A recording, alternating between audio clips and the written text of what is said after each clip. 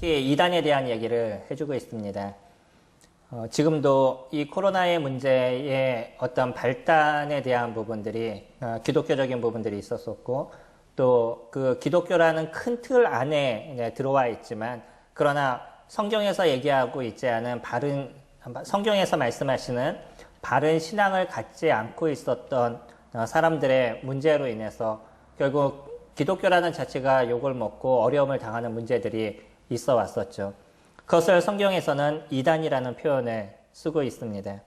2장 1절에는 이렇게 표현하고 있죠. 그러나 백성 가운데 또한 거짓 선지자들이 일어나니 이와 같이 너희 중에도 거짓 선생들이 있으리라. 그들은 멸망하게 할 이단을 가만히 끌어들여 자기들을 사신 줄을 부인하고 임박한 멸망을 스스로 취하는 자들이라. 여기서는 이단이라는 단어를 정확하게 사용해주고 있습니다. 누구를 끌어들였냐면 멸망하게 할 이단을 가만히 끌어들였다라고 얘기하죠. 그래서 이 이단에 대한 부분은 저희가 잘 알아야 될 필요가 있습니다.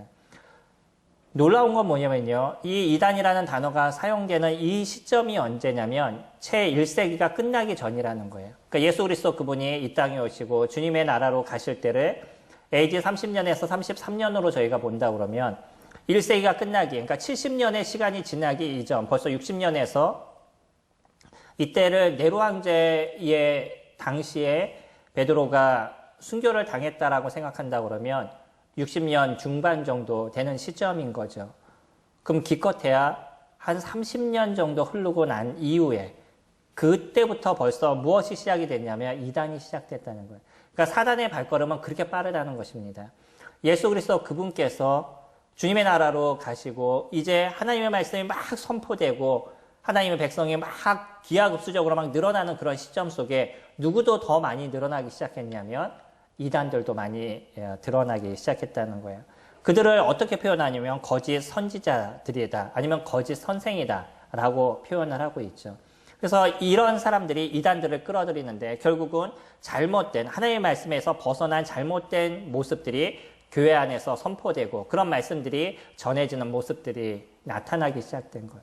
이들의 특징에 대해서 얘기할 땐 지금 베드로는 두 가지의 특징을 이야기합니다. 첫 번째는 뭐라고 얘기하냐면 이단을 가만히 끌어들여 라고 얘기를 하고 있죠.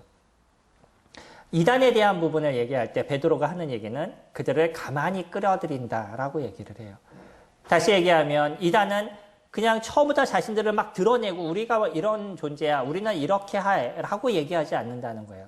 조용히 시작된다는 거죠. 아무도 모르게 조용히 시작돼서 그렇게 성도들 하나하나를 포섭해 나가는, 그래서 자신도 알지도 못하는 가운데 잘못된 교리에 빠져버리고 그 잘못된 교리 가운데 자신의 인생을 망치는 모습들이 나타나게 되어져 가는 거예요. 지금의 시대에서도 잘못된 이단에 빠져서 그들의 가정이 무너지고 어떤 삶이 무너지는 사람들을 얼마나 많이 저희들이 볼 수 있어요. 주님께서요, 우리에게 주님 앞에 드릴 것에 대해서 얘기할 때 아버지 하나님의 그 놀라우신과 크심 속에 우리들의 어떤 물질을 드릴 것을 얘기를 하시지만 그러나 주님이 우리들의 가정의 어떤 파탄이나 이런 것까지 얘기하시면서 물질을 드리라고 얘기하지 않으신다는 거예요.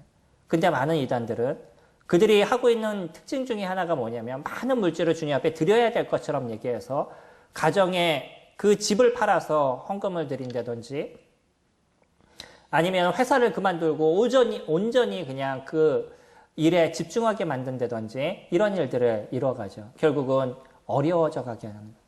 주님이 우리를 어렵게 만드시는 분이 아니라는 것이. 물론 자신의 삶을 다 드려서 주님을 섬기는 그런 분들이 계시고요.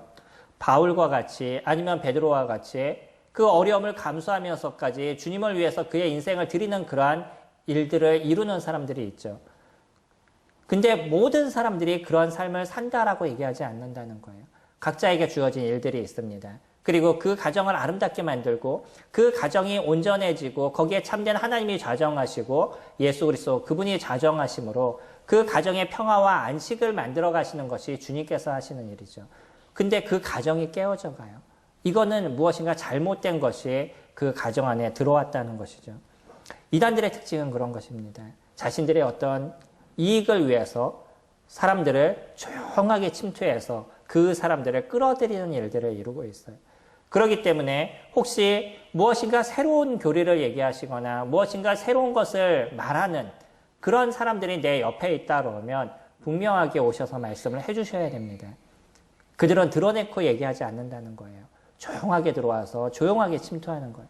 조용하게 이상한 어떤 성경 공부를 하자라고 얘기를 해서 그 성경에서 얘기하는 것과 좀 다른 것 같은 이야기를 저희들에게 얘기하고 그것이 더 성경적이고 무엇인가 그것이 더 은혜로운 것처럼 얘기하는 그런 이야기를 들으신다면 꼭 오셔서 한번 말씀해 주셔야 됩니다. 그래서 진짜 성경적으로 성경에서 얘기하시는 것이 무엇인지를 살펴보고 그것이 맞다 그러면 그런 성경 공부를 하셔도 상관이 없겠죠. 근데 그것이 성경과 다르다 그러면 분명히 경계하셔야 된다는 거예요. 두 번째를 뭐라고 얘기하냐면 자기들을 사신 줄을 부인하고 임박한 멸망을 스스로 취하는 자다라고 얘기하죠. 두 번째 특징이 있습니다. 자기들을 사신 줄을 부인하는 것이에요. 이단들의 특징은 우리를 위해서 이 땅에 오신 예수 그리스도 그분을 부인하는 인생을 살아가는 거죠. 다시 얘기하면 예수 그리스도 그분이 아니더라도 그 다른 어떤 누구를 통해서 우리는 구원을 얻을 수 있다.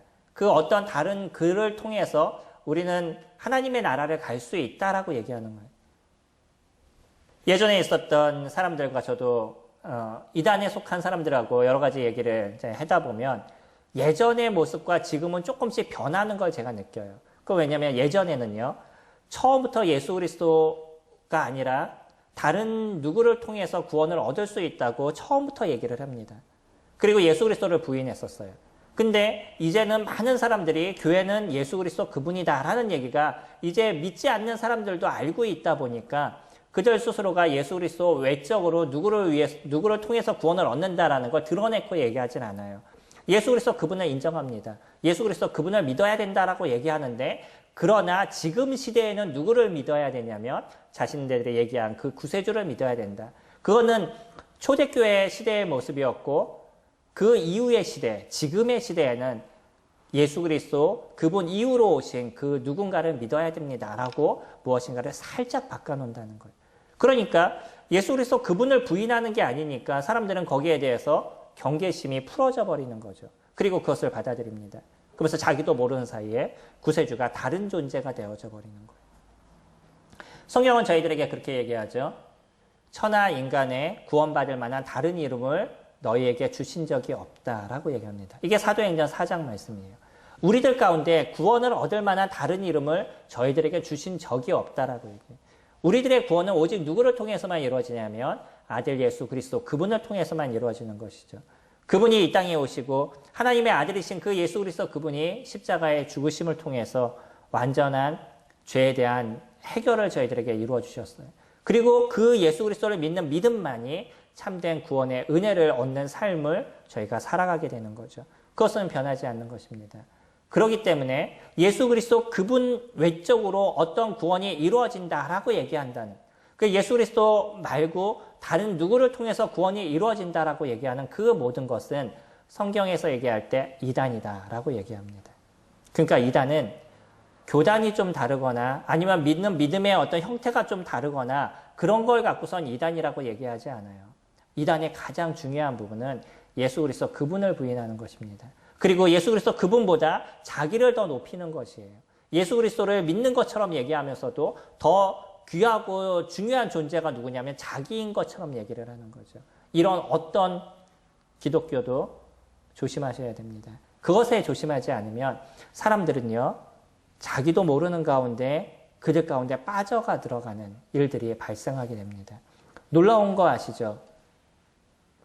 얼마 전에 대구에서 일이 있었던 그 곳도 그들이 믿는 사람들이 20만 명이 넘는다라고 제가 말씀을 드렸죠.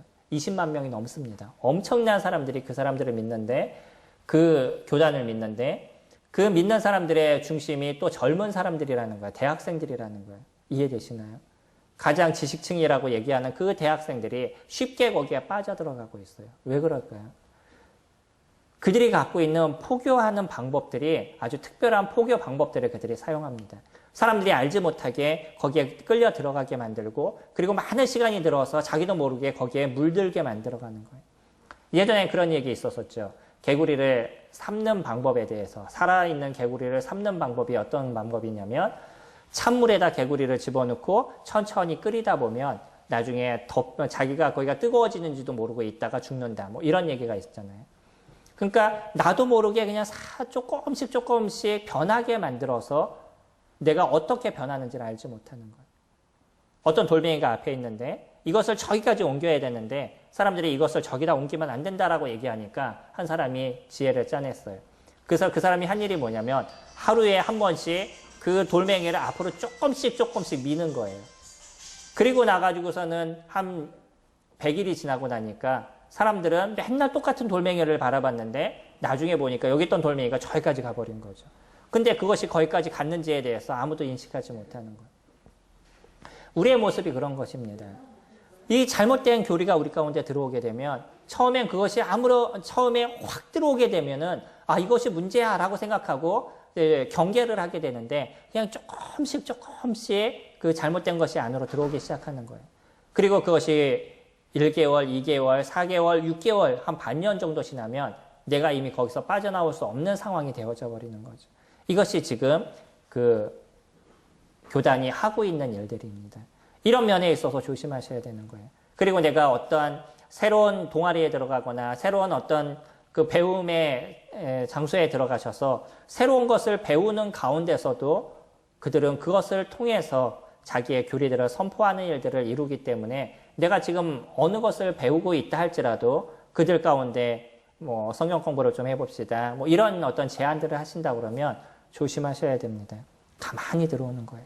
그리고 누구를 이야기하는 거냐면 예수 그리스도 그분 외적으로 다른 누군가를 믿어야 된다라고 그들이 이야기를 합니다.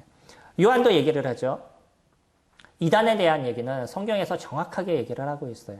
그렇기 때문에 누군가 말씀하실 때 이단에 대한 논쟁이 있다 그러면 어떤 말씀을 펴서 말씀하셔야 되겠어요. 그냥 우리는 이렇습니다. 우리는 이렇게 하고 있습니다. 라고 우리를 변명하기 위해서 노력할 필요가 없어요. 어떤 걸 갖고 이야기하셔야 되냐면 성경을 피시기 바랍니다. 그리고 베드로후서 2장 1절 말씀을 통해서 이단이 누군지에 대해서 정확하게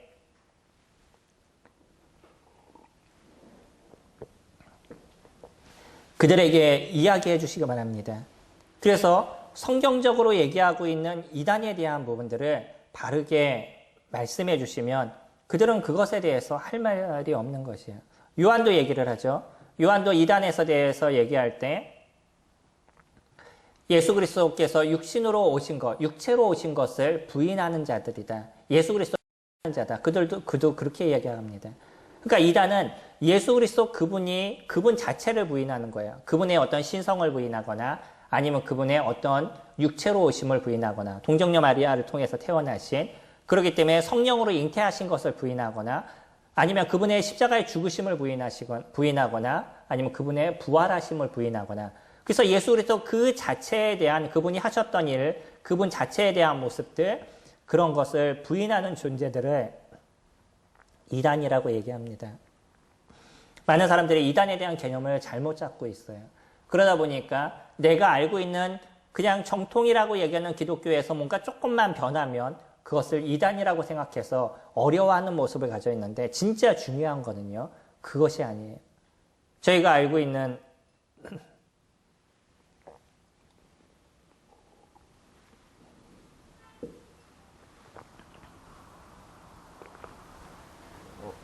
지금 이슈화가 되고 있는 그 목사의 발언 속에서도 그분도 하나님보다 본인이 더 높은 것처럼 얘기하는 이런 것이 이단인 것이죠. 조심하셔야 됩니다. 이단은 어떤 교단에 잘 속해 있기 때문에 그들이 정통교회가 아니라 하나님의 말씀에 대해서 어떻게 벗어나 있느냐 그것을 살펴봐야 된다는 거예요. 오늘은 그 이단들이 어떤 모습을 갖고 있는지 또 그들은 어떠한 모습이 되어 가는지에 대해서 저희 같이 살펴볼 것입니다. 아까 보셨던 말씀 2장 1절 끝부분에 보시면 그에 대해서 이렇게 표현합니다. 임박할 멸망을 스스로 취하는 자들이다 라고 얘기해요. 이단에 대한 부분은 이단은 분명하게 멸망할 존재들임을 이야기를 해요. 2절에 여럿이 그들의 호색하는 것을 따르니 이로 말미암아 진리의 도가 비방을 받을 것이요 그들이 탐심으로써 지어낸 말을 가지고 너희로 이득을 삼으니 그들의 심판은 예적부터 지체하지 아니하며 그들의 멸망은 잠들지 아니하느니라. 하나님이 범죄한 천사들을 용서하지 아니하시고 지옥에 던져 어두운 구덩이에 두어 심판날까지 지키게 하셨으며 옛 세상을 용서하지 아니하시고 오직 의를 전파하는 노아와 그 7 식구를 보존하시고 경건하지 아니한 자들의 세상에 홍수를 내리셨으며 소돔과 고모라 성을 멸망하시기로 정하여 죄가 되게 하사 후세에 경건하지 아니할 자들에게 본을 삼으셨으며 무법한 자들의 음란한 행실로 말미암아 고통당하는 의로운 롯을 건지셨으니 이는 이 의인이 그들 중에 거하며 날마다 저 불법한 행실을 보고 들으므로 그 의로운 심령이 상함이라. 이단에 대해서 얘기할 때 분명하게 말씀하시는 것이 있죠. 그것이 뭐냐면 그들은 확실한 멸망을 당할 자다라고 얘기합니다. 그러면서 2장 1절 마지막에 얘기했던 것처럼 임박할 멸망을 스스로 취한다라는 표현을 쓰죠. 그들은 그들이 하는 행위가 결국은 어떤 데로 나아가는 모습을 가져가고 있냐면 멸망으로 나아가는 길로 가고 있다는 거예요. 이것을 베드로는 재밌게 표현했습니다. 자기 스스로가 멸망을 취하고 있는 자다라고 표현해요. 내가 스스로가 멸망을 향해 걸어가고 있는 거야. 그들은 이렇게 표현합니다. 그러면서 그들이 갖고 있는 행위에 대해서 얘기할 때 그들은 호색에 대한 부분이라든지 뭐 이러한 어떤 정해진 것을 넘어서는 하나님의 법에서 넘어서는 그런 일들을 이루는 사람들의 모습을 말해주고 있습니다. 어쩌면 이런 일들로 인해서 그리스도인들이 더 비방을 당하기도 하죠. 2절에서 그렇게 표현하죠. 이로 말미암아 진리의 도가 비방을 받을 것이요.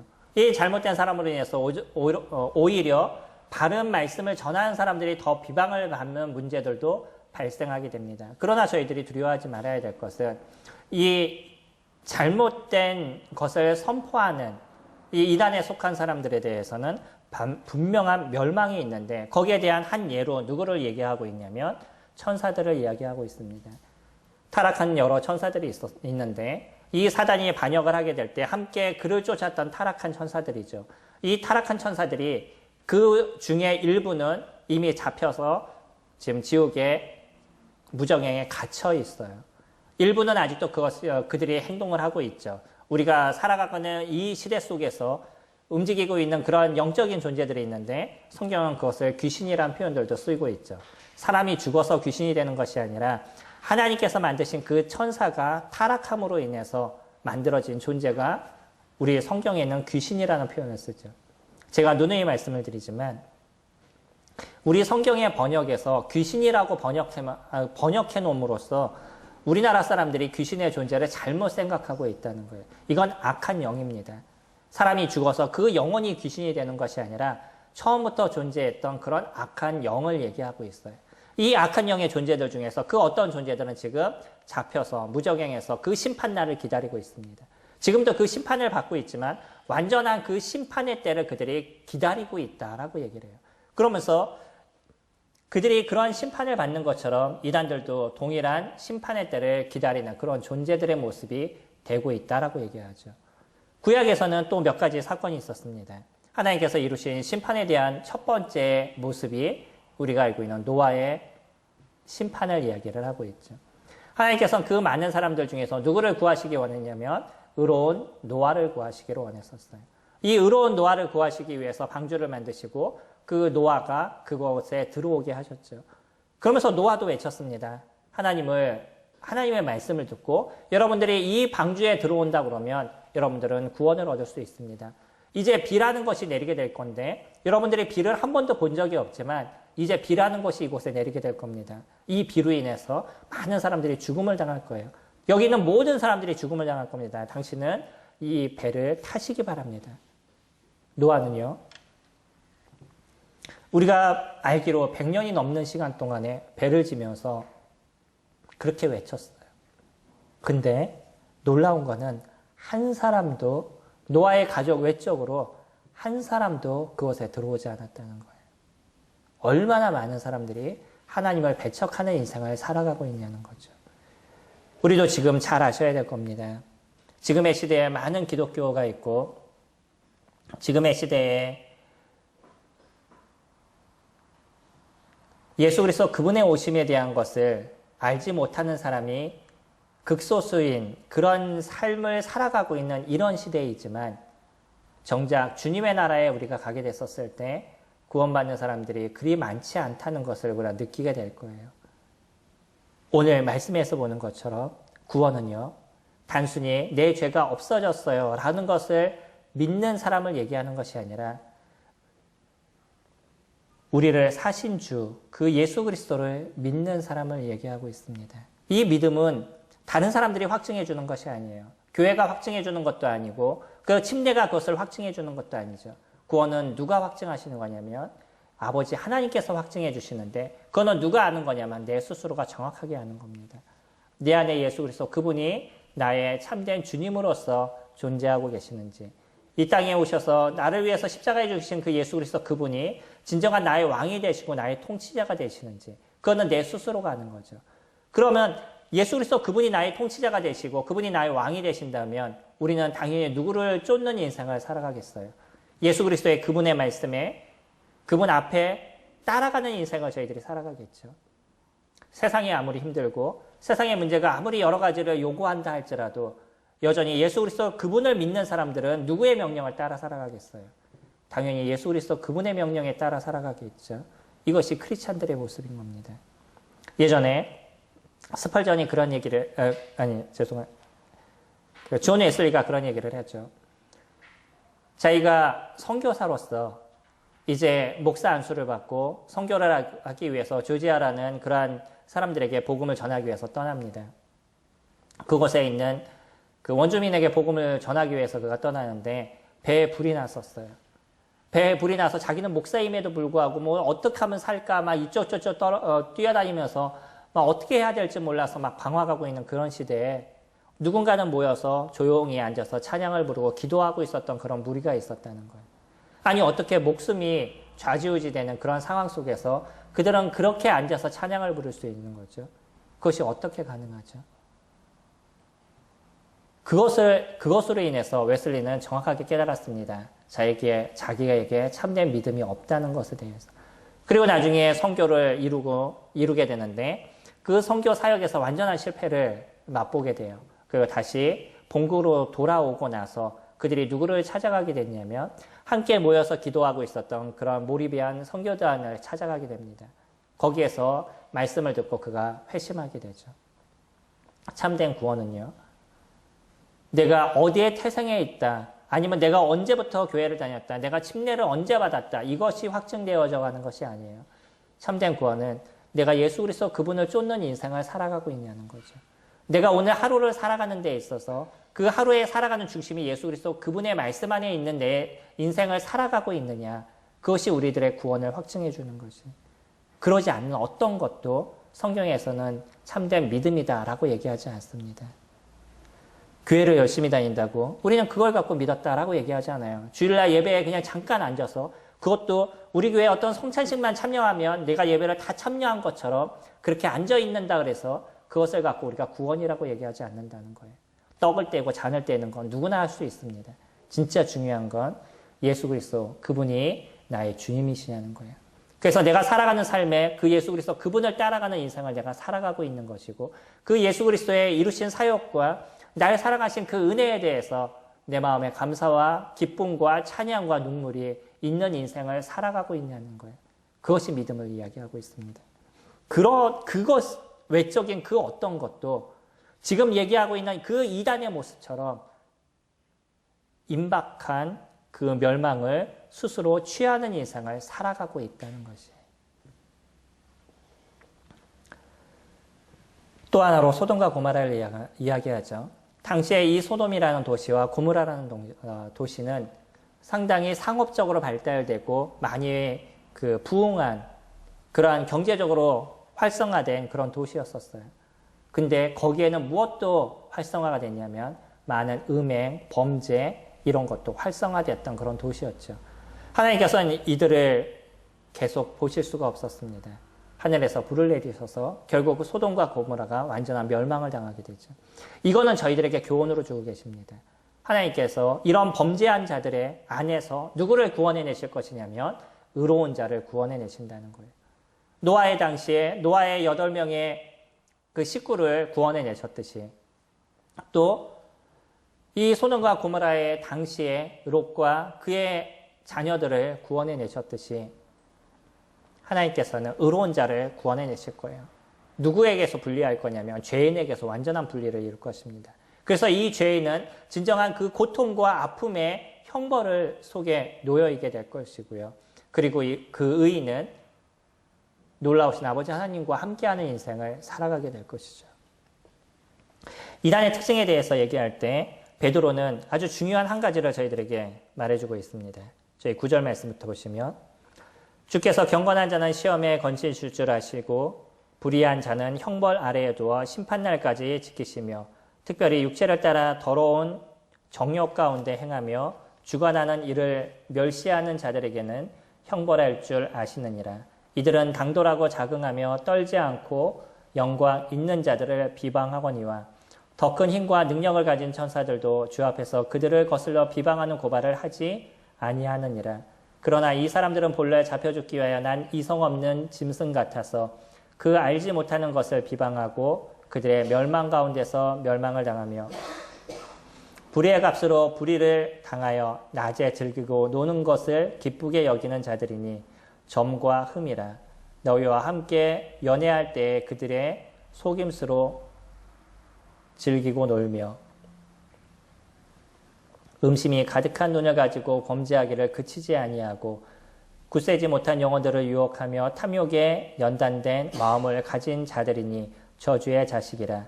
그들이 바른 길을 떠나 미혹되어 부올의 아들 발람의 길을 따르는도다. 그는 불의의 삭슬을 자랑하다가 자기의 불법으로 말미암아 책망을 받되 말하지 못하는 나귀가 사람의 소리로 말하여 그 선지자의 미친 행동을 지적하였느니라.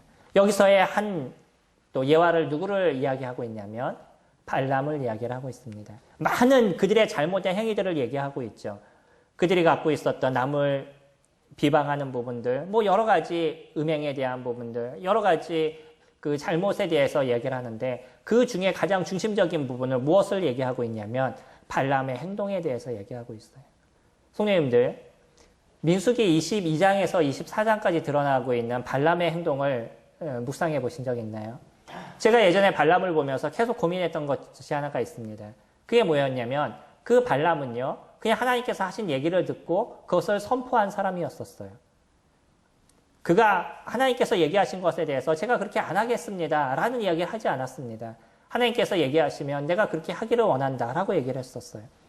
발락이라는 사람이, 모압의 왕이었던 발락이라는 사람이 그 사람들을 보내서 발람을 오게 만들죠. 선지자였던 발람을 오게 만드는데 이 발람이 가기 이전에 하나님께서 그에게 먼저 말씀하시죠. 그들을 따라가지 말라고. 그래서 이 발락이 보낸 사람들에게 동일한 얘기를 합니다. 하나님께서 나보고 가지 말라고 그랬기 때문에 난 가지 않을 것이다 라고 얘기를 해요. 근데 나중에 그 왔던 사람들이 발락과 더 많은 이야기를 하고 나서 더 큰 것을 너에게 줄 테니까 발람 선지자 보고 오라고 얘기를 하죠. 그 얘기를 들으면서 발람이 바로 떠난 것이 아니라 뭐라고 또 얘기를 하냐면 내가 하나님께서 뭐라고 얘기하시는지 한 번 더 들어보겠다라고 얘기를 하죠. 그리고 하나님께서 하신 얘기를 듣고 하나님께서는 그 얘기를 들으시면서 그냥 가라는 얘기를 하셔요. 그래서 발람이 발락에게 갑니다. 헷갈리죠? 발락 자꾸 얘기하니까. 한번 쭉 읽어보셔요. 읽어보면서 느끼시는 부분들이 있을 겁니다. 발람이 결코 자기가 하고 싶은 얘기를 하지 않았었어요. 그냥 하나님께서 하신 얘기에 대해서 자꾸 물어보고 그 얘기에 대해서 내가 하겠다라고 얘기해서 나중에 발락에게 쫓아가게 되고요. 거기에서 발락은 이스라엘 백성들을 저주하기를 원했지만 발람은 하나님께서 하신 얘기를 듣고 그것으로 오히려 이스라엘 백성들을 축복하는 이야기를 3번이나 하게 되죠. 근데 왜 지금 베드로는요, 이 발람에 대해서 이렇게 얘기를 하고 있냐는 거예요. 15절 말씀 다시 한번 읽어보면, 그들이 바른 길을 떠나 미혹되어 부올의 아들 발람의 길을 따르는도다. 그는 불의의 삭슬 사랑하다가 자기의 불법으로 말미암아 책망을 받되 하지 못하는 나귀가 사람의 소리로 말하여 이 선지자의 미친 행동을 저지하였다. 미친 행동이라고 얘기를 하고 있어요. 그가 발락에게 가는 길에 나귀를 타고 가는데 나귀가 갑자기 움직이지를 않죠. 그러니까 이 발람이 나귀에게 채찍질을 하고 3번을 때려요. 그러면서 왜 가지 않냐고 그랬더니 나중에 나귀가 벌떡 일어나서 말을 하기 시작하죠. 일어나는지 모르지만 나귀가 말을 하기 시작합니다. 그러면서 네가 왜 나를 때리느냐라고 얘기하면서 나귀와 이 발람이 대화를 시작해요. 이 말도 안 되는 이야기죠. 근데 이와 같은 일들을 이뤄가게 돼요. 왜요? 이 발람이 하고 있는 잘못된 행동에 대해서 하나님께서 나귀의 입을 통해서 그를 책망하셨다라고 지금 얘기하고 있습니다. 우리는 그 중심을 봐야 되는 거예요. 단지 그가 드러냈던 어떤 행동에 대한 것, 하나님께서 얘기하신 걸 그대로 선포했어 라고 얘기하고 있는 그 행동에 대한 것을 보는 것이 아니라 그의 중심에 대한 부분입니다. 이 발람은요, 발락이 주기를 원했던 그 권위, 권력, 그리고 물질, 그것에 대해서 엄청난 사랑하는 마음이 있었어요. 그것을 포기하지 못했습니다. 그래서 하나님께서 하지 말라고 얘기했음에도 불구하고 처음에는 하지 않겠다라고 얘기하면서 슬그머니 던진 것이 있어요. 그러나 하나님께서 뭐라고 얘기하시는지 내가 다시 한번 물어볼게 라고 얘기하고 하나님께 나아갑니다. 하나님은 그래 가라고 얘기하셨지만 그것이 그를 보내기 위해서 하나님께서 얘기하신 것이 아니라 이 발람의 속마음, 그가 갖고 있는 잘못된 행동을 보시고 그냥 보내신 거예요. 그리고 오히려 이 발람을 통해서 이스라엘 백성들을 축복하게 하셨죠. 중요한 거는 이 발람의 마음 가운데 겉으로는 안 그런 척하면서 속으로 갖고 있는 물질을 사랑하는 것, 하나님을 경히 여기는 것, 그런 마음이 가득하고 있었다는 거죠. 나중에는 그가 싸움 가운데 발람이 죽음을 당했다라고 모세오경에 등장하고 있습니다.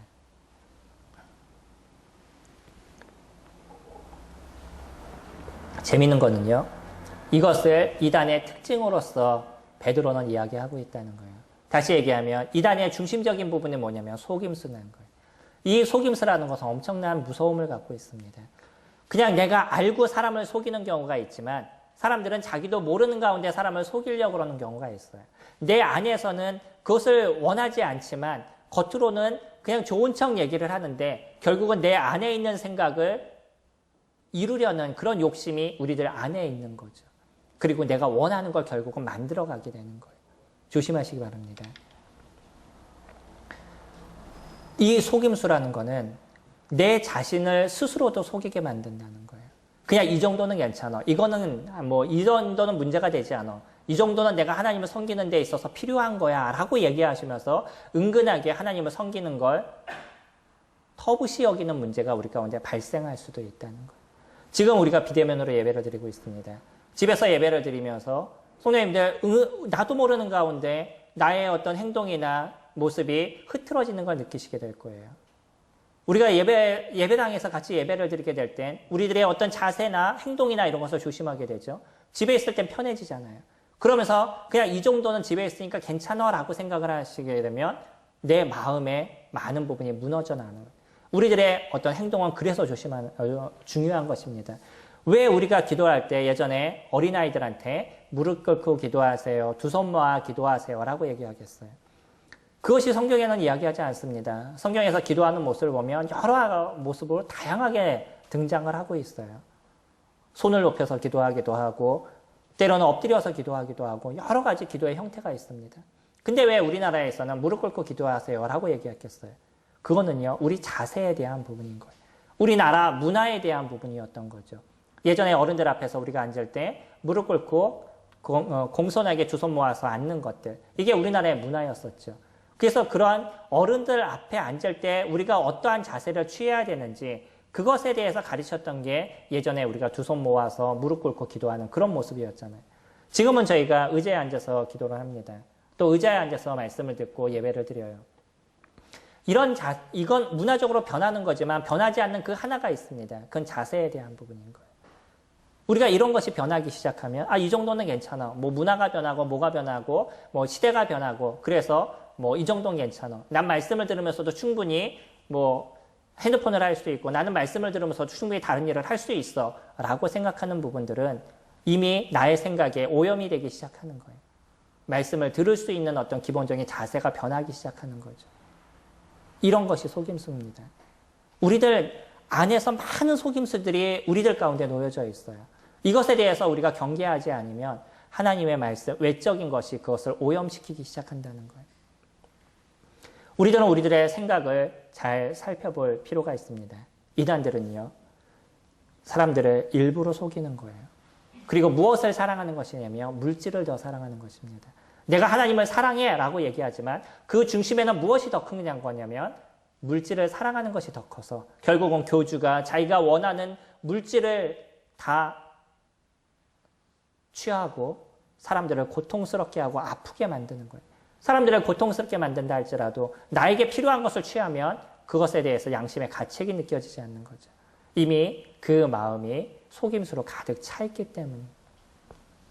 우리 크리스찬들은 그런 모습이 되지 않는다 할지라도 우리들 스스로가 조심해야 될 부분이 있습니다.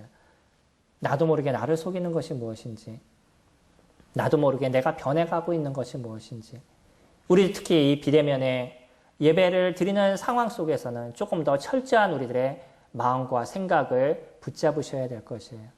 오늘 하루 예배에 참석하지 않아도 될 것 같은, 아무도 모르는 상황이기 때문에 나는 예배에 참석하지 않아도 될 것 같은, 오늘 하루는 내가 원하는 것을 해도 될 것 같은 그런 생각에서부터, 오늘 하루는 내가 좀 편하게 그냥 예배를 드려도 될 것 같은 그런 생각에서부터 우리 자세를 잘 잡으셔야 되는 거예요. 그렇게 됐었을 때 우리들의 신앙이 온전해져 갈 수 있습니다. 그러지 않으면요, 나도 모르는 사이에 개구리가 찬물에서 뜨거운 물이 됐어도 모르고 그 가운데서 죽어가는 것처럼 우리들의 영성이 죽어가게 되는 우리들을 볼 수도 있다는 겁니다.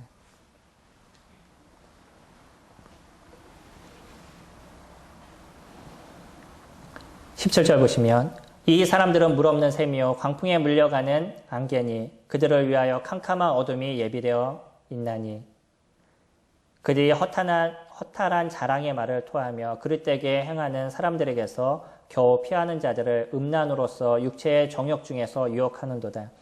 그들에게 자유를 준다 하여도 자신들은 멸망의 종들이니 누구든지 진짠한 이긴 자의 종이 됨이라. 만일 그들이 우리 주 대신 구주 예수 그리스도를 알므로 세상의 더러움을 피한 후에 다시 그 중에 얽매이고 지면 그 낮은 형편이 처음보다 더 심하리니 의의 도를 안 후에 받은 거룩한 명령을 저버리는 것보다 알지 못하는 것이 도리어 그들에게 나으니라. 참된 속담에 이르기를 개가 그 토하였던 것에 돌아가고 돼지가 씻었다가 더러운 구덩이에 도로 누웠다 하는 말이 그들에게 응하였도다.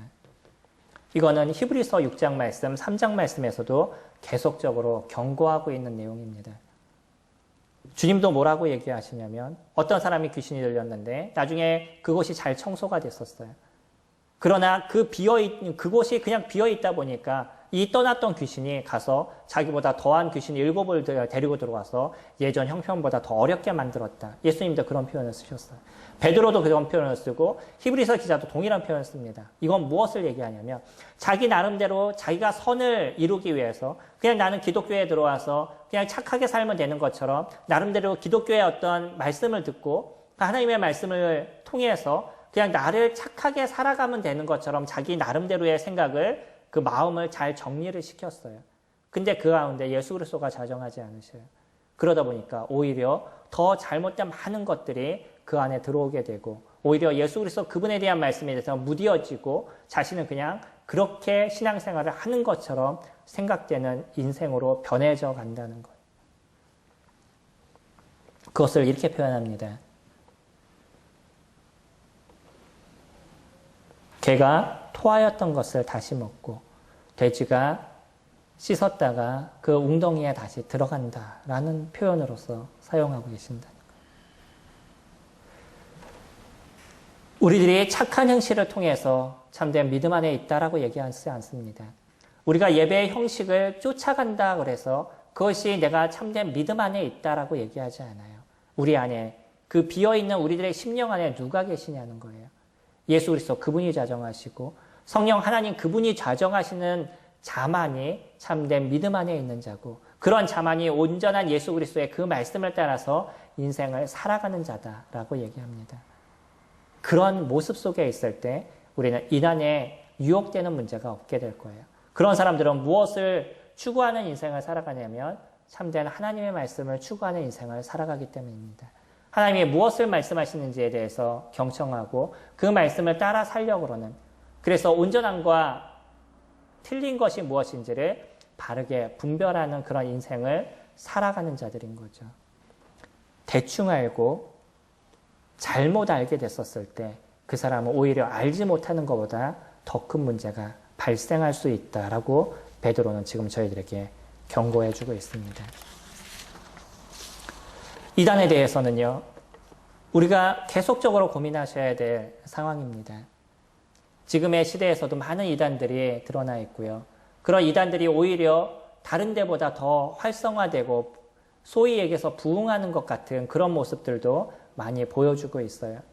그러나 그것이 하나님의 역사라고 볼 수 없는 것은 그들 안에 예수 그리스도를 참되게 경배하고 높이고 찬양하는 모습이 없기 때문인 거죠. 이런 이단에 미혹되게 되면 이건 영과 관련된 문제이기 때문에 거기서 헤어나는 것이 쉽지 않습니다. 저도 제가 얘기를 듣는 여러 사람들이 이런 이단의 문제에 빠져서 고민하고 있는 그런 가정에 대한 이야기를 듣게 돼요. 우리가 이런 일에 대해서 경각심을 가지셔야 될 겁니다. 나는 괜찮아 라고 생각하는 순간에 우리는 잘못된 모습에 빠져들 갈 수가 있어요. 우리 스스로를 겸비하시고 말씀으로 더 채워가시고 기도로 무장하시는 모습들이 되게 되었었을 때 이런 잘못된 모습에서 우리는 벗어날 수 있고요. 그리고 혹 이런 문제에 대해서 누군가 나에게 접근한다 그러면 저에게 오셔서 그 문제에 대해서 분명하게 상의를 하시고 교제를 해주시기 바랍니다. 그를 통해서 온전한 것이 무엇인지를 같이 이야기를 나누고 바른 것을 찾아가는 저희들이 되기를 소망합니다. 이제 추석의 마지막 날을 보내고 있습니다. 오늘 하루 그냥 그 하루를 조금 무의미하게 보내시기보다 마지막 하루 또 하나님의 말씀으로 채워가시고 성경을 또 묵상하심을 통해서 마음의 위로와 힘을 얻으시는 그런 추석 마지막 연휴가 되시기를 소망합니다.